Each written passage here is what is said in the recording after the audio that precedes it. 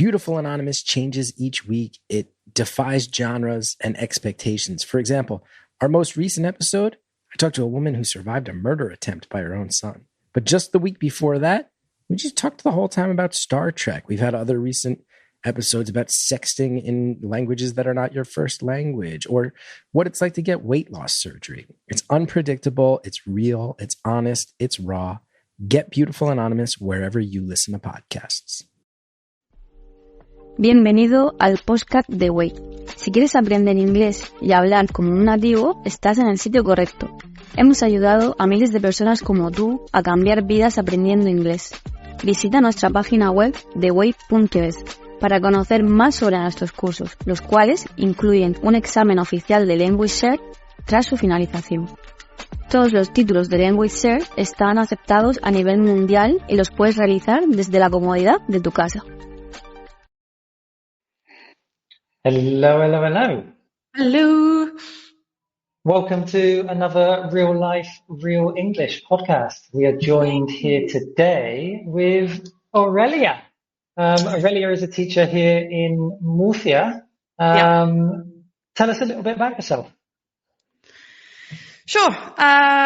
First things first, I'm a South African. Not that there's anything wrong with being English, Anthony, but accent's very different, personality is very different. A lot of students are quite shocked that they are meeting a South African. They always think, oh, I thought maybe you were American. So no, I'm South African, so that's number one. Number two, I've been living in Murcia for quite a while with Anthony as well. We've known each other for a while, and Murcia is home. It is home. And just tell us a little bit about your teaching experience. Sure. Okay. So I first, like most people, you know, in this community of teaching English as a second language or teaching English as a foreign language, you know, sometimes people they're like, oh, well, I want to travel. And what's the easiest way for an English person to travel? You know, teach English along the way. And that's how it started. But I always had a love of English and I always did well at English at school. I've always been a reader. I've always, you know, I dove deep, I dove deep into the language, for many years and then had the opportunity to move to Poland. And from South Africa, you know, you from a South African point of view, going into Europe, anywhere in Europe is like, wow, fantastic. But, you know, as an African child, Poland is a little bit cold. So I lived in Poland for a year teaching. And then, I was like, well, where else in Europe can I go? And I landed up in Murcia. And then I lived in Murcia for a couple of years in the southeast of Spain. And then I went back to South Africa, teaching at the University of Johannesburg, English as a foreign language to international students. But there was a pull on the heartstrings, you know, to come back to Spain. And I've been here back since late 2019, so just before the pandemic. I've been here. And well, and it's been a journey. You said you obviously you've got a lot of experience teaching in Poland, also in South Africa and here in Spain. What are the main differences you see in the learning of a foreign language in those countries? You know, are any ahead of the others? No. Well, look, Spain is sort of known to have a let's say a lower level of English purely from a, you know, historical background where English was not pushed at school. You know, most things on TV is dubbed. A lot of people still prefer to watch dubbing just because their brain can relax. It's not so much hard work to focus on subtitles in Spanish and listening in English. But going into Poland, for example, everything is dubbed. And it's more like international music and everything is sort of more like, although Polish language is obviously still number one, it's more, I don't know how to, what's the word? Let's say they have a better control of English as a second language. But then you go into South Africa, which is a whole different dynamic. But when I was teaching at the university, we taught international students. And as a teacher, that's a completely different vibe because you can, in Spain, for example, if somebody doesn't know the word, you can explain the word directly, you know, from English to Spanish. Right? Yeah. And everybody sort of can help each other. But in an international classroom, you have to be on your toes, knowing how to use different ways to explain something, whether it's grammar or vocabulary point or whatever. So for me, and I don't know if it's the same for you, I was actually thinking about this while I was preparing for the podcast is, you know, there's a level as a teacher that you have to be, you can never get comfortable teaching. Because when you start getting comfortable and lazy, this is when the little crevices of like, if you get too comfortable, students get too comfortable. And I just think that that's something that you don't really get in an international class. And I try to keep on my toes, you know, as an expression maybe I would use, to say that. I mean, let's stop on that one. Let's, explain, keep something or someone, on their toes. How would you explain that expression? You know, actually, it's come up a few times in class. I don't know how, but you know, if anyone's watching this video on TikTok or on YouTube, or whatever, you know, when someone's playing football, right, or playing basketball, and you can't like stomp and like sort of walk to the place. You have to be attentive and you have to be on your toes, being able to move from point to point. That's similar to, you know, keep someone on their toes or stay on your toes, meaning to be ready, to be attentive, to be, to be alert. Exactly. Any way that you need to. And we use it more, what's the word I'm looking for? Figuratively than literally. Yeah. And then earlier you were saying you dove deep into something. We couldn't decide whether it's to dive. Obviously, to dive. Well, I mean, it's dive deep. Usually exactly. What is it's the first time I've used it in the past. Or dove? Yeah, it's dive dove. I would say it's both. I've dived. I dove. I wanted, actually, to be honest, I was going to invent and say divin, and I was like, Aurelia, divin doesn't exist. That one doesn't sound right. Dive, dove, divin. Yeah, no. But yeah, it's to dive deep, just to get to the real profundización of something, I guess. Yeah, to become really enthusiastic and do lots of research into a certain topic. But what we will do at the end of this show, in the comments or in the description, I will put, is it dove, or dive? Divin? Dived. Definitely not divin. Definitely not divin. Yeah, definitely not divin. No, look. So for those of you that don't know Aurelia yet, you probably haven't seen her face yet, but you might recognize the voice. It's because Aurelia is actually in charge of the Way podcast. So it's her voice that you hear every single Thursday when a new episode comes out. And we thought that this would be a really cool way for you to get to know Aurelia, but also have Aurelia talk about something that she's enthusiastic about. And that takes us on to our segment, which is called Real Life, Real English. And Aurelia, you told me you wanted to talk about journaling, which is a hobby of yours. I obviously see a lot of your videos on TikTok with your journaling. Let's give the viewers a quick introduction to what journaling is. Okay. So it's a very vast, I mean, it sounds so silly that it's journaling, you know, dear diary, but it's actually quite a vast hobby that's grown in the past, let's say 7 years, where in the past, whenever you told someone that you were journaling, it was, dear diary, today I woke up and I had, no. It's not like that. So journaling really is creating time to sit with yourself and intentionally be attentive to where you are at emotionally, mentally, or physically as well. It's basically creating an intentional time to be who you are, where you are, and how you are, and not dismiss. That's a good verb. Not to dismiss anything that you're experiencing at the moment, and sort of it forces you to be present to your life at the moment. And what I think is so great about journaling is that, you know, in 2025, there are so many therapists, and there are so many psychologists, and there are so many coaches, life coaches, this coach, that coach. But sometimes you don't need anybody else. And sometimes you just need to know yourself better. And we are in an age where there are millions of people creating content. It's just TikTok and Instagram and YouTube, and it's just we consume and consume and consume, that sometimes you lose your own voice, right?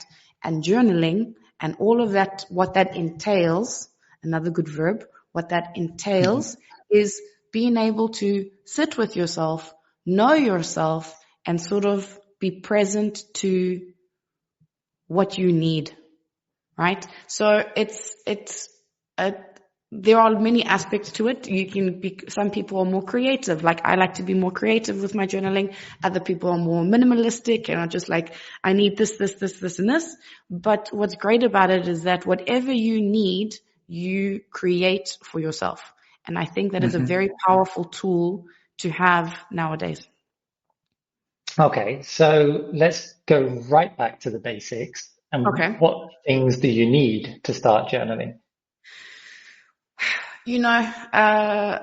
Everyone is going to try and sell you something, but what it comes down to is a pen and a paper, which is what's so great about it.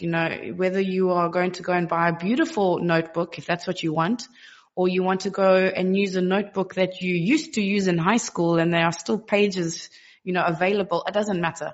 What matters is doing the work, and as you get into it, I actually was on TikTok consuming. I was on TikTok today and I saw a very cool quote that said, it doesn't have to be perfect. Just make it exist and it can be better later, right? So it doesn't matter where you start. Start with what you have, where you are. And whether that's a pen and a paper, that's great. And then as you get into the hobby or the habit, people buy better pens and people buy better books and whatever. But that's not the important. The important is the relationship that you start developing with yourself. Okay, so someone listening to this now and they're like, journaling seems like a cool thing for me to do. I'd like to sit with myself. I'd like to get to know myself better. Yeah. I like to have somewhere to put my feelings down, but where do I start? Is there like a website where you can get prompts or? Yeah. So when I started, I've always been a journaler. I've always done the Dear Diary, talk about my feelings. But I remember, especially nowadays, most people hit like 24, 25, 26, and they go through the quarter life crisis. It's not the midlife crisis anymore. It's the quarter life crisis. And I was like, I don't know what I want and I don't know what to do. And is this what I want to do for the rest of my life? All of these big existential questions.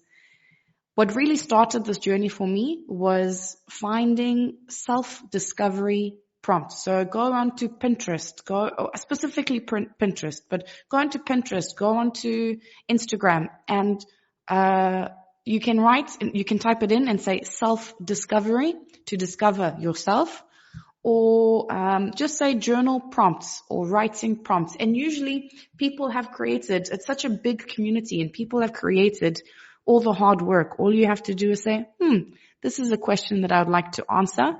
And then you sit and then you just answer that question. And I did one a day for a good couple of months. And then I started only doing it one a week and then one a month, because you start knowing yourself better and better. And then it's like an onion. It's very layered, right? So you start with this is who I am. This is what I want to know about myself. These are my fears. These are my dreams. These are my memories that I want to remember. These are if I won the lottery, this is what I would buy. These sort of questions. But then it gets deeper and deeper. And then you start really finding out parts of yourself that you go, I actually didn't realize that about myself, and I think that's beautiful. And is journaling all about finding yourself and exploring those inner thoughts, or can journaling be about something else? Because I've noticed on your TikToks that you have like a reading list. Yeah. And stuff like that. No, as well. 100%. So 100%. So the journaling community is so vast. Another good adjective, meaning, such a wide variety. a lot of people do emotional journaling, as in the writing, where you do the prompts and the writing and the self-discovery. I also am a huge avid reader, right? So I like to monitor the different types of books that I read and the different types of stats. So the reading journal community, also very, very big, where people like to look at the stats and rate their books. And it's also a huge community where people compare different, it doesn't even have to be, if they enjoyed the book or not. They're looking at the style of the book, the length of the book. Do they read more books physically, or do they read more books on an e-reader? So there's there's so many different. I also have a different type of journal that I use specifically, just for note taking, where you just want to it's called mind dump. Dump as in tirarla basura. So like throw away, where you just like, my brain has got so many things and I need to remember all the things and no. And you just write, okay, I'm just going to vomit all of the information that I need to remember onto this book, and it is not beautiful and I just need to throw it out there. And it's just another way to clear the brain. So there are different types of journaling, and some of them is beautiful and you take your time and you curate it and you make it wonderful with whatever. And sometimes it's just ugly, raw, authentic, and just to get rid of, so that your brain and your mental health is more at peace, which I think is another aspect of the journaling. Yeah, I think that's definitely my style of journaling. Oh yeah, 100%. Yeah, yours is very bullet points, scribbles, 100%, but it's very efficient. Yes. 100%. Yeah, and I think there is a style for each person. Just going back to something you said then, obviously Aurelia is used to using vocabulary that is going to test her students. So like avid reader.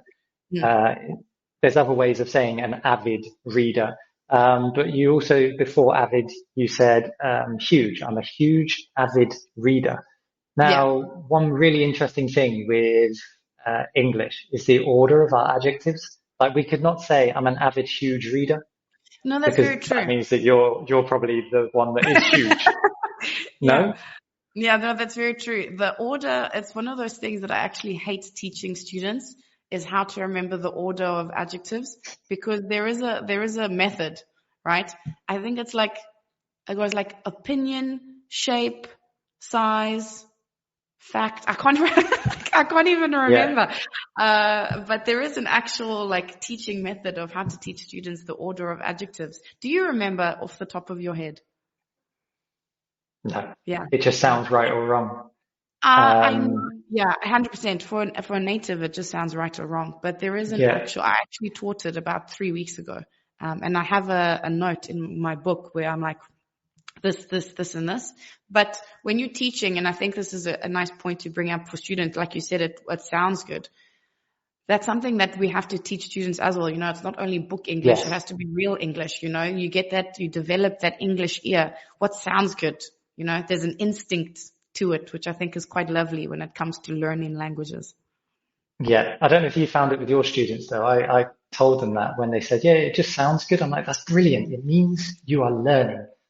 But now 100%. When I ask them why something is what it is, they just say because it sounds right.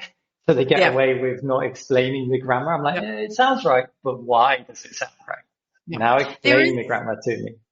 But I think that's very true. There has to be that natural instinct, and there has to be a balance, between the instinctual, you know it, porque sí, you know it because you know it. But then as you get better at the language, you need that deeper understanding. So I say to them, right, let's analyze it. I know you got the answer right, and I'm so happy you got the answer right. But let's analyze why we got the answer right. And sometimes it's easy for them. They're like this, and this. And sometimes they're like, oh, I don't know. But let's see. Yeah, and there's always a learning point to have from it as well. So going back to journaling, I want to give the viewers something to go away with, right? Yeah. So let's say they're listening to this now. Can they use journaling to improve their English writing? And if so, how? And what one piece of advice would you give them to get started? Like, this is my 3-step guide to get started in journaling to improve your English. Okay.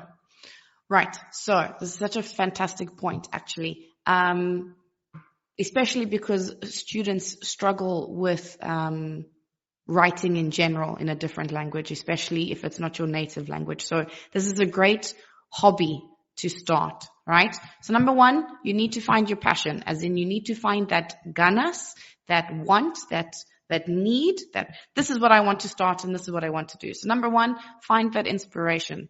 Number two, just get that pen and paper, whether you want a separate journal or a separate book. For me, that's the best. I like to have different journals for different aspects. So I would get a book, and I would then, number three, go onto Pinterest and start finding prompts, right? And then just do one a day, and it doesn't have to be a whole page. So the one that I did. Let's give them their first prompt. Okay. Their first prompt. So I want people to go away from this podcast, pick up a pen and paper, find the ganas, because they're going to have the inspiration because they've listened to us. Yeah. And then I want them to pick up the pen and paper. And what is their prompt?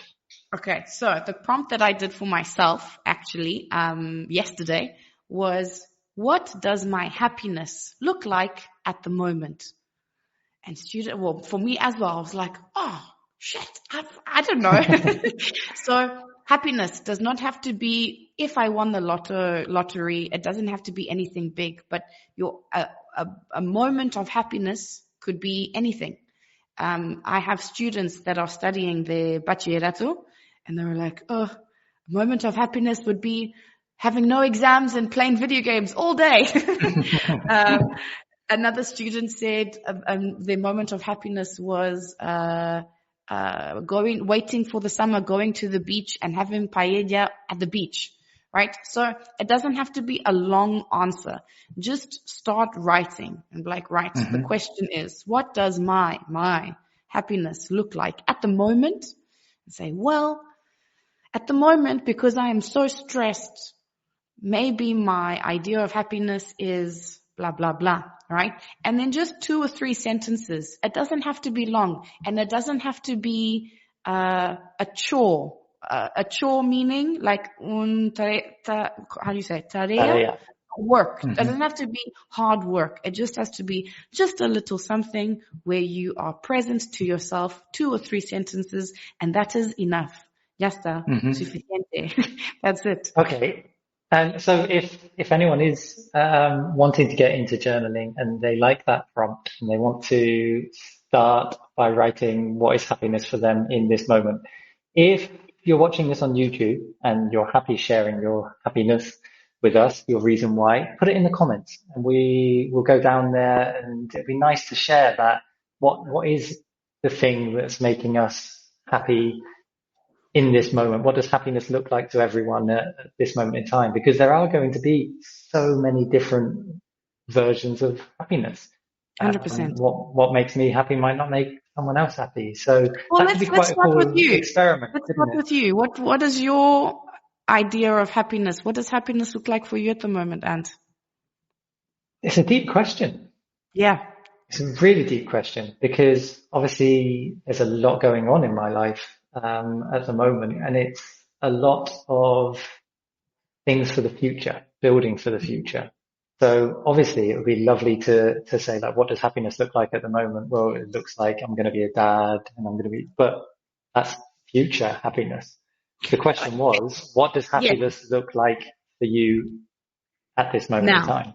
Yes. Okay. But let's break that down because there is space there. So yes, it doesn't have to be future orientated, but it could be something that you are doing now that preempts that future thing. For example, like you said, you have a baby on the way, which means that you are now busy preparing your baby room. That is such a beautiful thing to like be present to, that you go like, I mean, how many times in one's life is someone going to prepare a baby room, right? Like this is the first time this has ever happened for you. This is, it's the trips to IKEA to decide the furniture.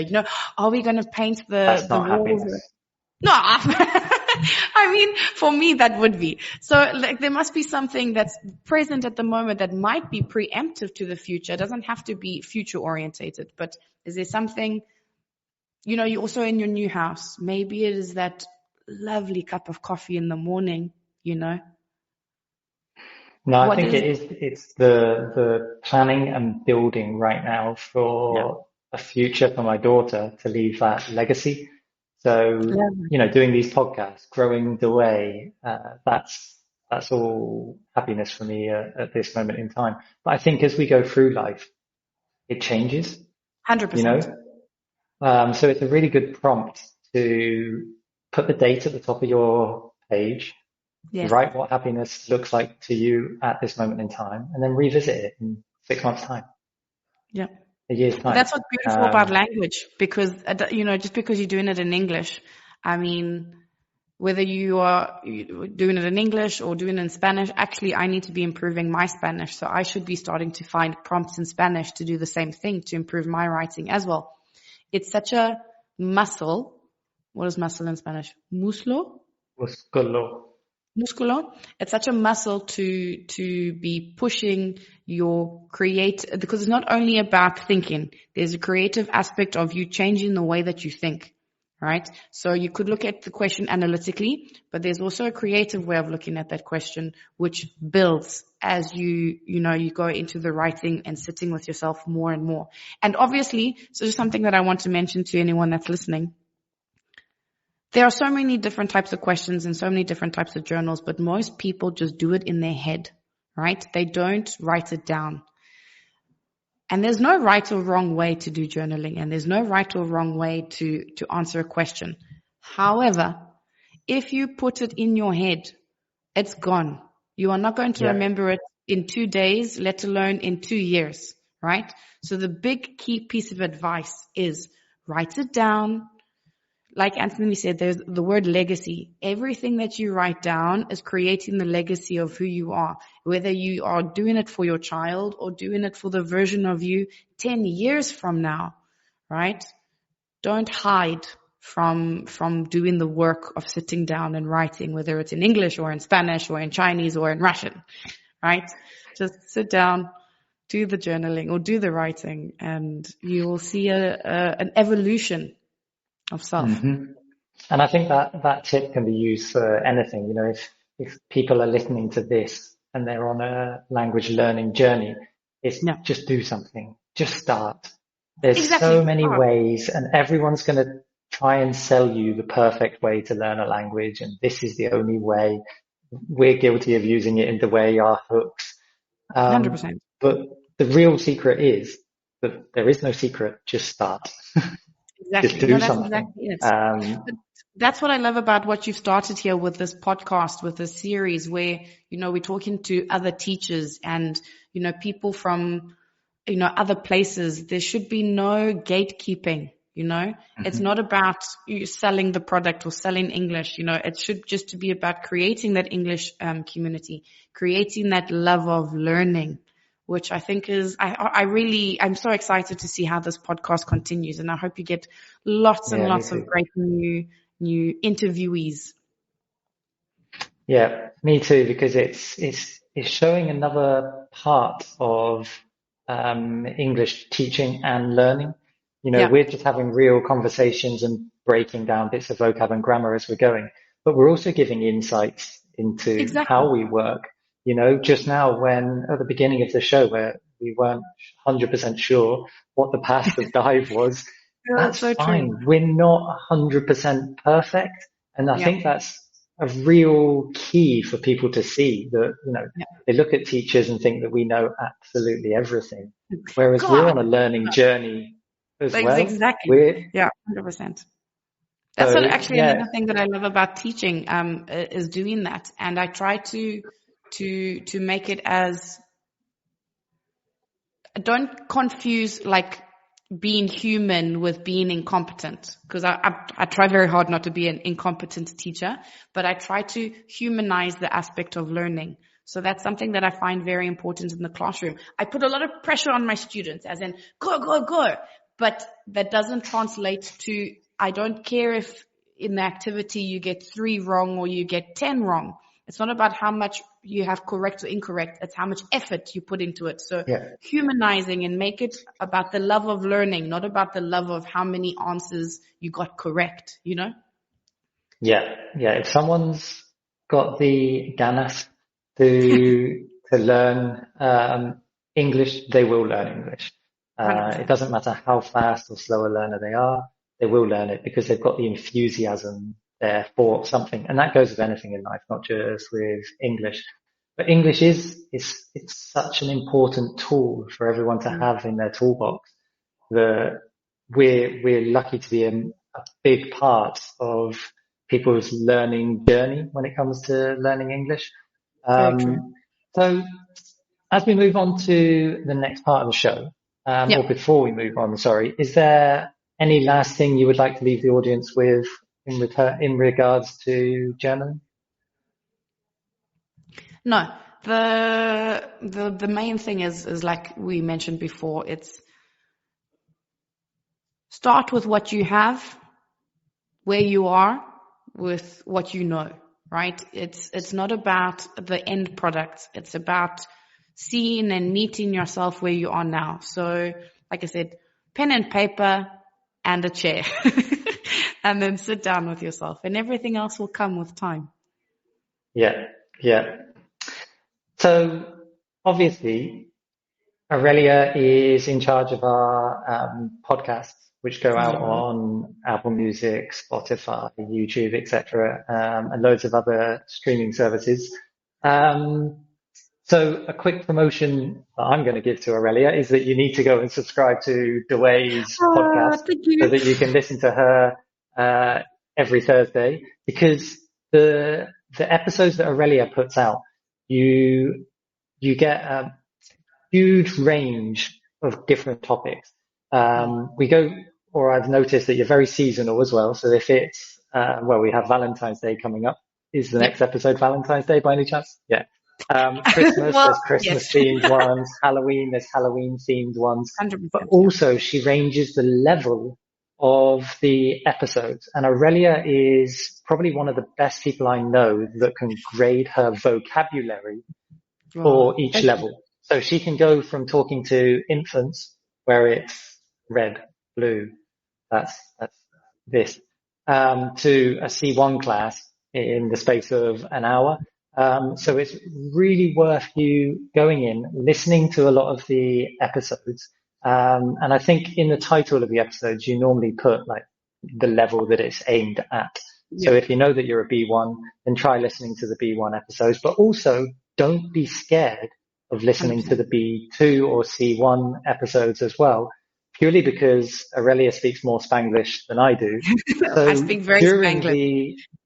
During the episode, she is translating everything as she goes, random words here and there, so you can get the gist of the episode. And like we mentioned at the beginning of the show, you're just training your ear. And that's all it is. Just listen, train that ear, and then all of a sudden you'll be like, wow, a month ago I wasn't understanding this much of Aurelia's podcast, but now I am understanding a lot more. So obviously I will promote that one for you. Thank you so much. If people wanted to follow your journaling journey, so to speak, where can they follow you? I'm definitely active on TikTok. I'm trying to be brave. It's my new thing. I want to consume less and create more. So I'm trying to be brave and put more stuff on TikTok as well as Instagram. Those are my two main areas that I tend to share and play with my audience. So Aurelia's TikTok is intentionally being, which is on the bottom of the screen. Thank you. Now, and then her Instagram is Aurelia_intentional being. And you can find loads of her videos that she does with her beautiful journals. They're super artistic. Makes me very jealous of your artistic skills. And that is why you're going to be in charge of the next workshop that we have coming up, which is about art. I've already been dreaming about what I'm going to do for the next workshop. But actually just one thing to maybe end the podcast with, when we see other people creating creative stuff, whether it's painting or journaling or whatever, it is a muscle, and it's something that I've forgotten. And the more that you step into that creative space, whether it's, creating things online or using Canva or whatever, it does get easier with time. And I'm finding that the more I do it, the more I like to use the verb play. I just want to have the space to play, and experiment and see what works. And it doesn't matter if it looks good or bad. It's just about playing. And as adults, we forget this.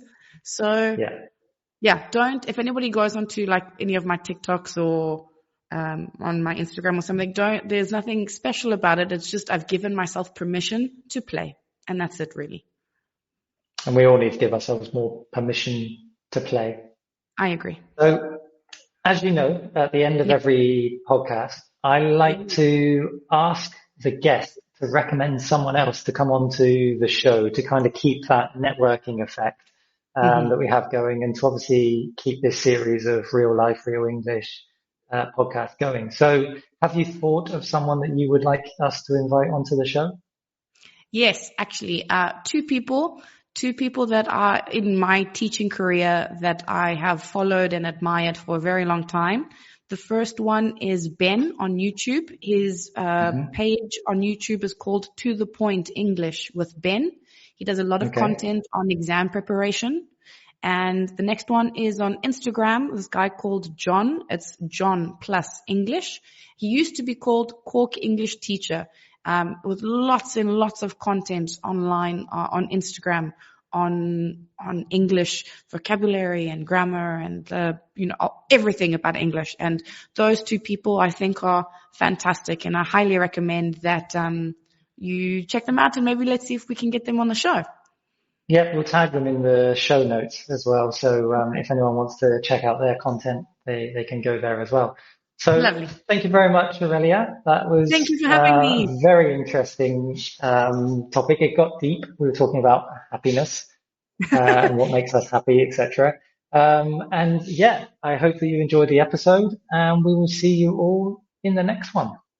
Thank you, and bye everyone. Catch you later.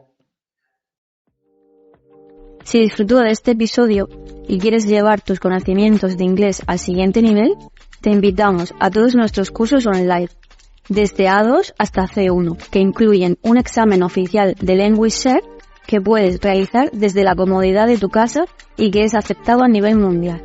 Hemos ayudado a miles de personas como tú a cambiar su vida. Visita ahora theway.es y realiza nuestro test de nivel interactivo de manera gratuita. Buy 5 quarts of Castrol Edge Full Synthetic Motor Oil and get a $15 gift card after rebate, plus 2 times points at O'Reilly Auto Parts. O'Reilly Auto Parts. Marketing is hard. But I'll tell you a little secret. It doesn't have to be. Let me point something out. You're listening to a podcast right now, and it's great. You love the host. You seek it out and download it. You listen to it while driving, working out, cooking, even going to the bathroom. Podcasts are a pretty close companion. And this is a podcast ad. Did I get your attention? You can reach great listeners like yourself with podcast advertising from Libsyn Ads. Choose from hundreds of top podcasts offering host endorsements, or run a pre-produced ad like this one across thousands of shows to reach your target audience in their favorite podcasts with Libsyn Ads. Go to libsynads.com, that's Libsyn, ads.com today,